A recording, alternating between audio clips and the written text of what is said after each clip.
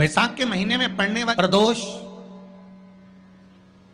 अमावस्या, पूर्णिमा, शिवरात्रि, ये सभी इतनी महत्वपूर्ण क्यों हो जाती है? बैसाख और ज्येष्ठ 2 महीने ऐसे होते हैं जिन 2 महीने के किसी भी 2 प्रदोष पर यदि अनार का पुष्प शंकर भगवान को समर्पित करा जाता है, भगवान शिव जी को अगर अनार का पुष्प समर्पित करा जाता है तो संपदा की कमी नहीं होती, कभी वैभव की कमी नहीं होती। केवल 2 महीना ऐसा होता है, एक होता है बैसाख का महीना, एक होता है ज्येष्ठ का महीना।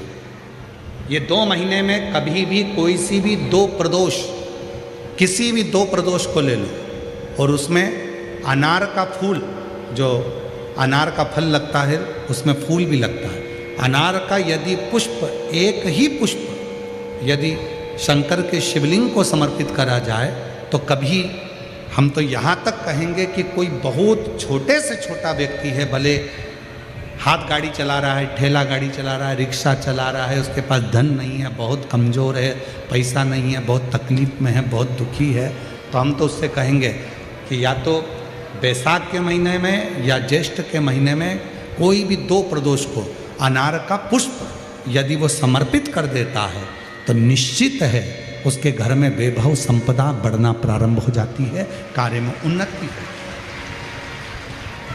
आनंदेश्वर महादेव के रूप में विराजमान शंकर आनंदेश्वर महाराज आज भी शिव महापुराण की कथा वर्णन करती है।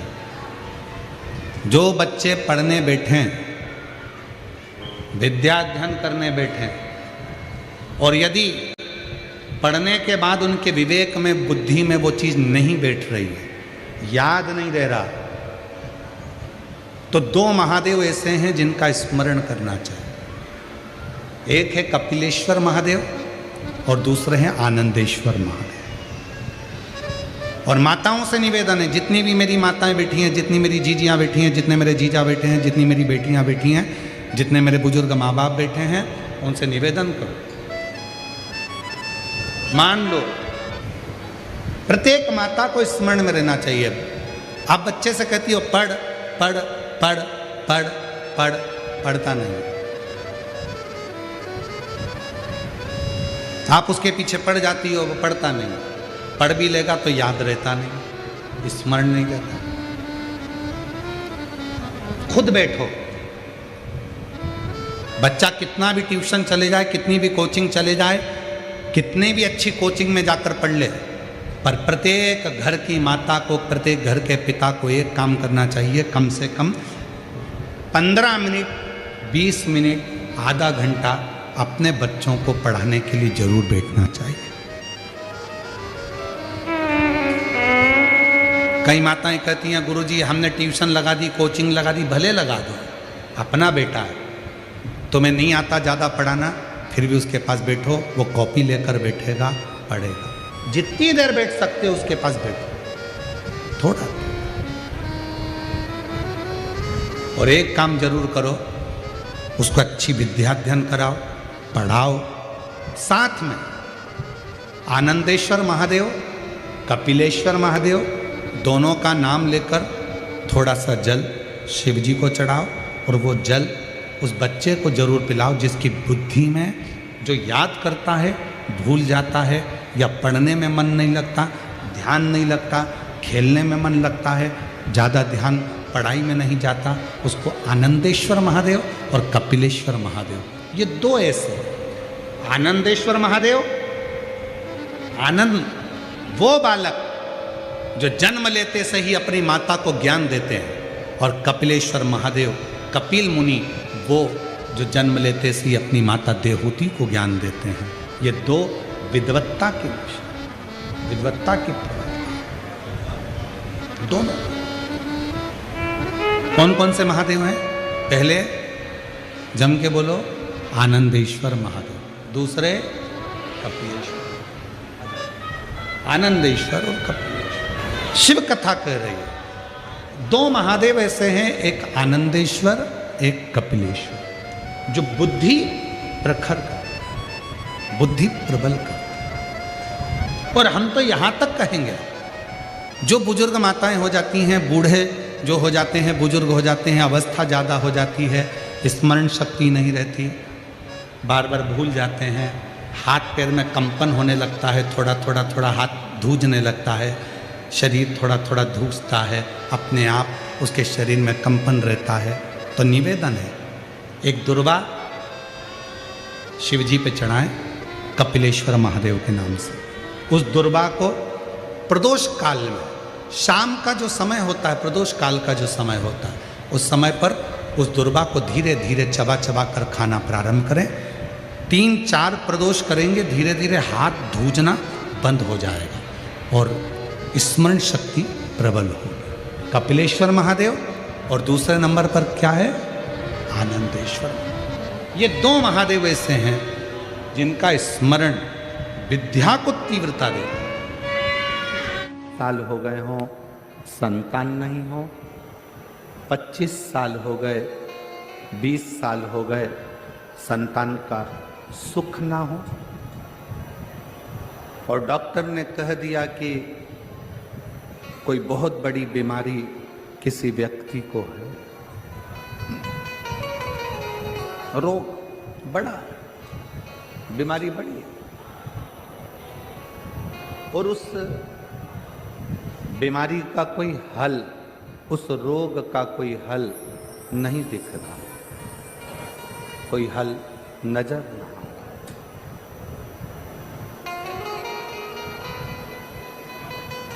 कोई हल दिख ना रहा।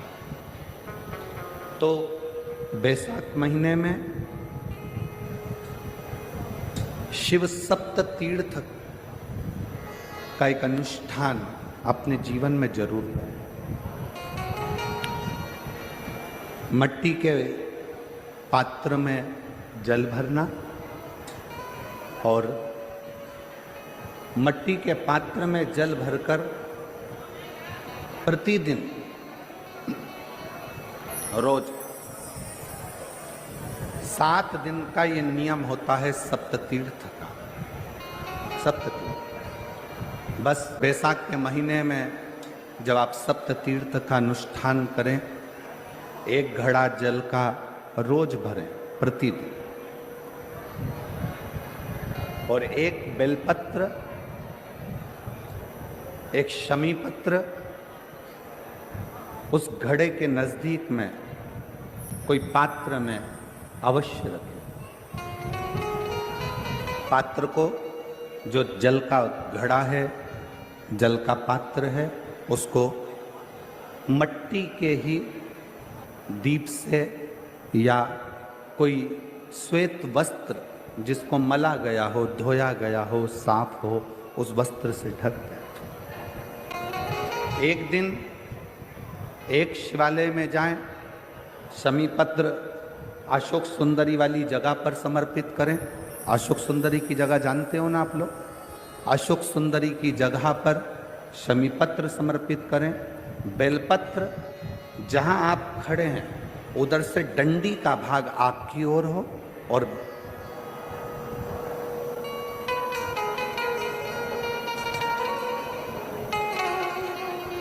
जहां आप खड़े हैं वहां डंडी का भाग आपकी ओर हो और बेलपत्र शिव जी को समर्पित करा जाए। फिर जो मट्टी के पात्र में जल है वो भगवान शंकर को अपनी कामना कर कर शिव जी को समर्पित कर दो। संतान के लिए कर रहे हो तो वहीं से जल को एक कटोरी में, एक पात्र में झेल लीजिए। उस जल का आधा भाग नंदी के पास बैठकर आप ग्रहण कर लो, आधा भाग अपने पति को देना प्रारंभ कर दो। कोई रोग के लिए कर रहे हो, किसी बीमारी के लिए कर रहे हो, तो वो जल आप अपने घर की देहली में प्रवेश करने के पहले अपने मुख में उसको ग्रहण कर लो।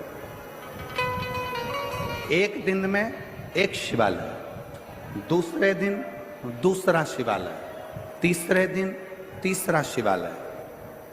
अगर अपने नगर में, अपने गांव में, अपने क्षेत्र में 7 शंकर के मंदिर नहीं हो यदि अपने गांव में, अपने नगर में, अपने क्षेत्र में 7 शंकर के शिवालय नहीं हो तो मिट्टी का शिवलिंग बनाकर उस पे चढ़ाओ, पर रोज एक शिवालय अलग होना चाहिए प्रतिदिन। प्रदोष के दिन जब आप इस सप्त तीर्थ का विराम करेंगे, उस समय पर जल, जब प्रदोष काल आए, प्रदोष काल का जब समय हो जल चढ़ाओ सुबह, पर प्रदोष काल का जब समय हो उस जल का पान उस प्रदोष काल में कर लेना।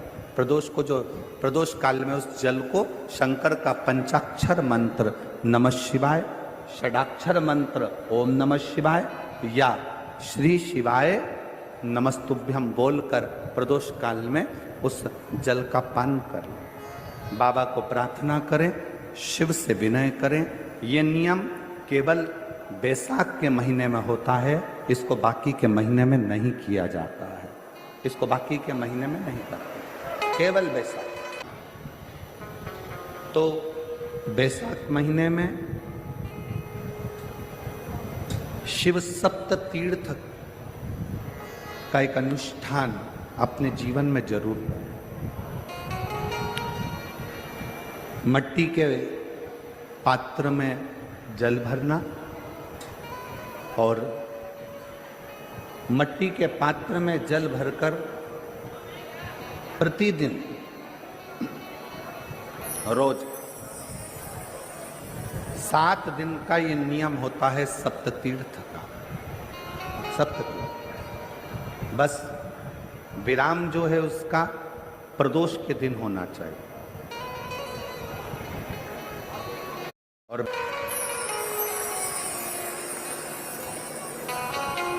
शिव सप्त तीर्थ का जो नियम है वो अपने जीवन में धारण करें। और हम तो कहेंगे, शिव महापुराण की कथा श्रवण करने वाले प्रत्येक बेटा बेटी से,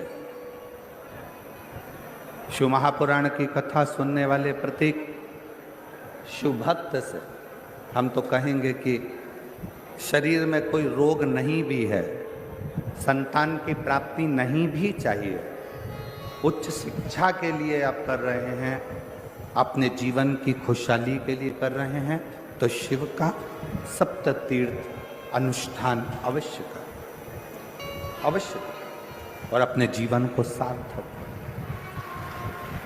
धन्यवाद। शिव को प्रकट करने के लिए या भगवान शंकर का वर प्राप्त करने के लिए या भगवान शंकर को प्राप्त करने के लिए, उनका आशीर्वाद लेने के लिए बहुत सारा आडंबर दिखावा शंकर को प्रिय नहीं। बेलपत्र का मात्र एक पत्ता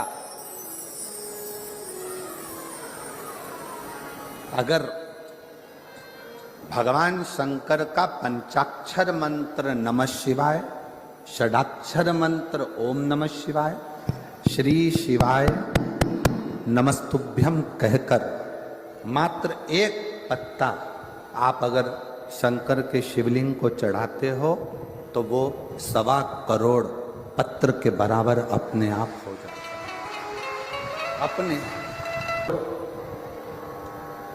शिवलिंग के बराबर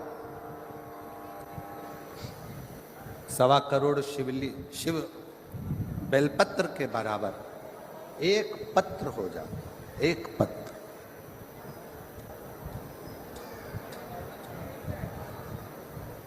अब कोई तुमसे कह दे हमने संकल्प लिया है 1.25 लाख शंकर भगवान को शिवलिंग पर बेलपत्र चढ़ाऊंगा, ना, इतने बेलपत्र का संकल्प तब लेना जब तुमने इतने बेलपत्र के वृक्ष लगाए। बेलपत्र के पत्र के अंदर 33 कोटि देवताओं का वास होता है, 33 कोटि देवताओं। और जब आप और हम भगवान शंकर को एक बेलपत्र समर्पित करते हैं, जब आप और हम भगवान शंकर को एक बेलपत्र समर्पित करते हैं तो यह मानकर चलना, तुम एक देवता पर बेलपत्र नहीं चढ़ा रहे हो, 33 कोटि देवताओं की पूजन एक ही बेलपत्र से तुम पूर्ण कर रहे हो, पूर्ण कर।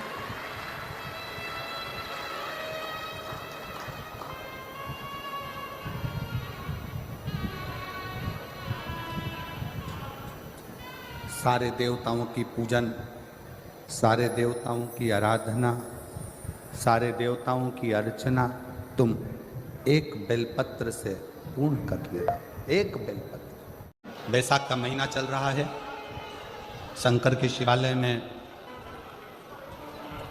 जाओ, शिव के शिवालय में 3 स्थानों का स्पर्श अवश्य जब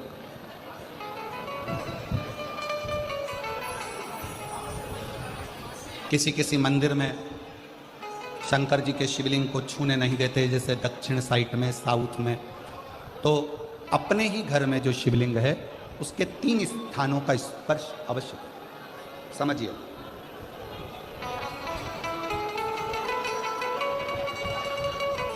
पहला, शंकर भगवान के जहाँ से जल बहता है उस स्थान, ये जलाधारी है, जल बहता है, ये शिवलिंग है, यहाँ से जो पानी नीचे की ओर जाता है उस स्थान का स्पर्श अवश्य करें। दूसरा, शिवलिंग का जो गोल भाग है उस गोल भाग में कहीं पर भी अपनी हथेली का स्पर्श अवश्य करें।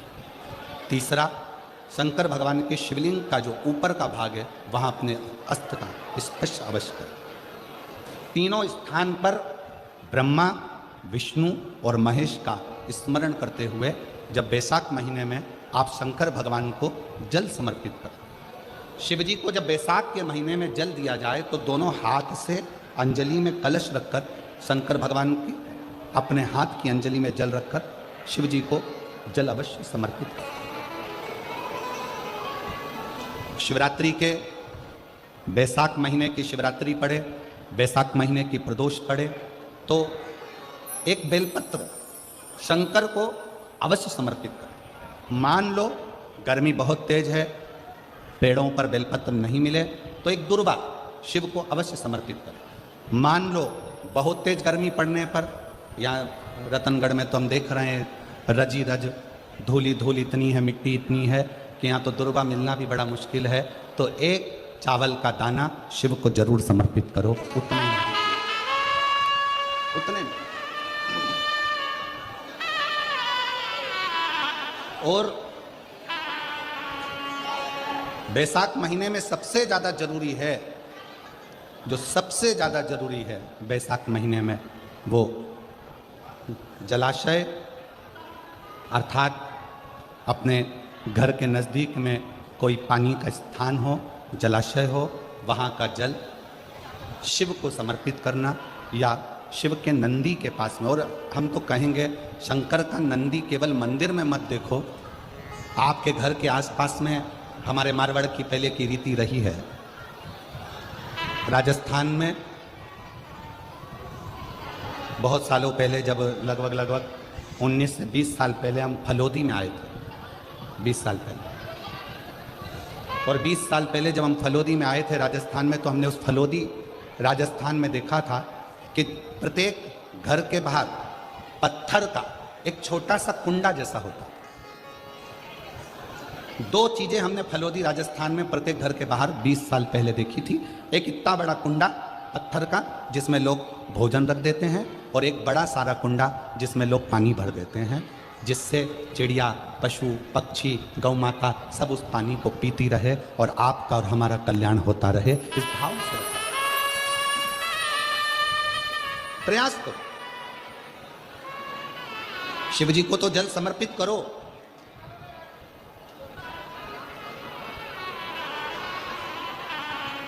साथ में कोई जीव का भी अगर कल्याण हो जाए आपके एक लोटा जल से, तो उसको भी जल दीजिए, उसको भी।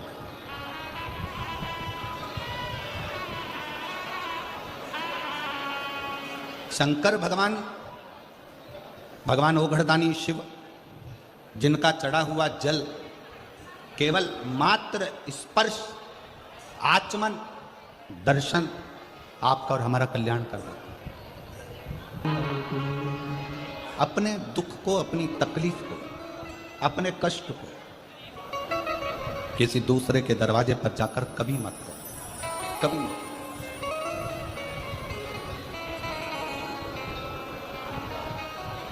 अपने दुख को, अपनी तकलीफ को शिव जी के मंदिर में जब एक लोटा जल चढ़ाने के लिए जाओ, जब शिवालय में एक लोटा जल लेकर जाओ, जल चढ़ाते समय पंचाक्षर षडाक्षर मंत्र का जाप, श्री शिवाय नमस्तुभ्यम का जाप करो। और जब शिवलिंग जलाधारी ये चरण जहाँ से पानी बहकर नीचे गिरता है, वहाँ अपने हाथ को लगाकर अपने दुख को, अपनी तकलीफ को शंकर के उस अशोक सुंदरी गणेश कार्तिकेय के स्थान का स्पर्श करते हुए बाबा से जरूर कहो कि जैसे ये तुम्हारी बेटी है उसी तरह मैं तुम्हारी बेटी हूँ, जैसे तुम्हारे ये बेटे हैं वैसे मैं तुम्हारा बेटा हूँ। इनके दुख को आपने मिटाया था, मुझे भी अपनी बेटी मानकर मेरे दुख को मिटा दीजिए, मेरे दुख को समाप्त कर दीजिए। किसी से मत कहो पर शिव से कहो, शंकर से कहो।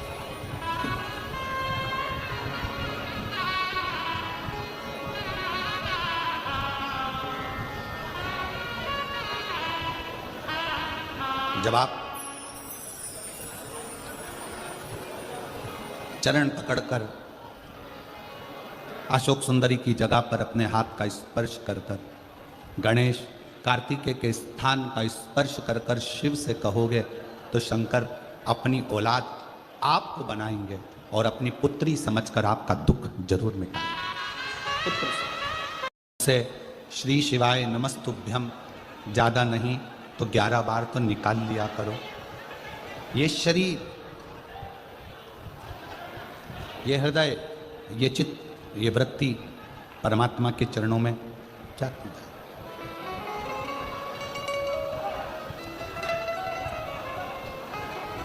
दुख है ना, शिव से कहो। पुरुष में और स्त्री में एक बहुत बड़ा अंतर है। पुरुष में और स्त्री में एक बहुत बड़ा अंतर है। पुरुष एक कान से सुनता है, दूसरे कान से निकाल देता है। स्त्री दोनों कान से सुनती है, जुबान से निकाल देती है। पुरुष में और स्त्री में सबसे बड़ा अंतर यही है कि पुरुष यहाँ से सुनेगा, यहाँ से निकाल देगा, और स्त्री दोनों कानों से सुनकर मुख से निकाल देती है। शिव पुराण की कथा कहती है अगर स्त्री को मुख से निकालना भी है सुनने के बाद तो अपने पिता देवादिदेव महादेव के सामने जाकर निकाले तो बात शिव के पास। सबका किया है मेरा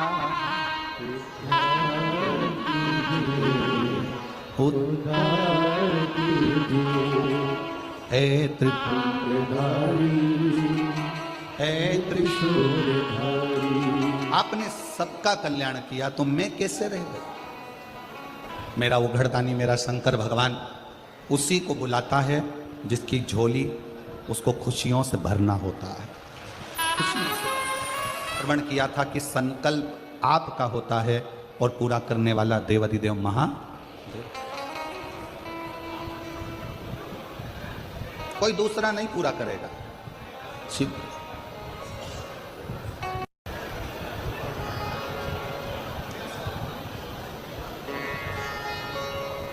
कि भगवान को पाने के लिए अगर तुम अपने दिल से एक बार अगर मुख से कह दोगे कि हे प्रभु मैं तुम्हारा हूं और तुम मेरे हो, बस ये बात अगर दिल से कह दी तो परमात्मा भी तुम्हारा हो जाता है और तुम परमात्मा के हो जाते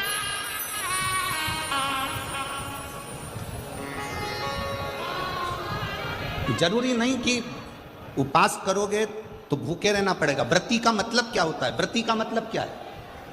एक सिंहपुर प्रदेश में एक व्रती ब्राह्मण रहता था। व्रती ब्राह्मण का मतलब यह है कि वो कुछ खाए पीने से या उपास रखने से, साबूदाना खाने से, मोरधन खाने से, चिप्स खाने से, वेपर्स खाने से, पपीता खाने से, सेवफल या केला खाने से व्रत नहीं होता। व्रत का मतलब है कि तुमने एक नियम बना लिया कि मैं रोज अपने घर से 1 लोटा जल लेकर शंकर के मंदिर जाऊंगी, या आपने कोई नियम बना लिया कि मैं 15 मिनट शंकर का भजन करूंगी, या नियम बना लिया राम नाम कृष्ण नाम शिव नाम जपूंगी, ये तुम्हारा व्रत हो गया, तुम व्रती हो गए, ये व्रत तुमने धारण कर लिया। व्रत करने का मतलब यह नहीं है कि तुमने उपास करा, कुछ खाया पीना छोड़ दिया, कुछ खाना पीना छोड़ दिया तो भगवान तुमसे प्रसन्न हो जाएगा। शिव महापुराण की कथा कहती है, शंकर भगवान की कथा कहती है, यहाँ शिव पुराण कहती है कि आपका एक व्रत, कुछ भी अपनी जिंदगी में एक संकल्प, एक नियम ले लो, शिव पूरा कर देगा।